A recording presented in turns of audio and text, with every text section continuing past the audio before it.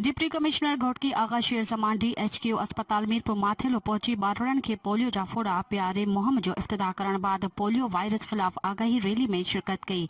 इन मौके ते हुन ॻाल्हाईंदे चयो त 27 नवंबर खां 2 डिसंबर ताईं जारी रहंदड़ मुहिम दौरान ज़िले जे हर ॿार खे लाज़मी तौर पोलियो जा फुड़ा पियारिया वञनि त जीअं को बि ॿार फुड़नि खां महरूम न रहे। इन सिलसिले में DHO ऐं लाॻापियल मेडिकल ऑफिसर निगरानी कनि ऐं पोलियो टीमुनि खे मुकमल सहूलियतूं फराहम कयूं वञनि।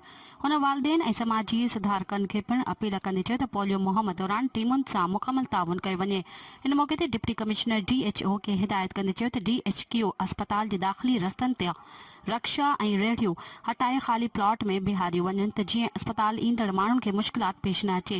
इन मौके ते ADC Liaquat Ali Kalhoro, DHO doctor Altaf Soomro, एन staff officer doctor Zaheer Domki, UNICEF जो डॉक्टर रहीम गडानी, WHO जो डॉक्टर नियाज़ अहमद ऐं अल्ताफ गुजर पिणु मौजूद हुआ।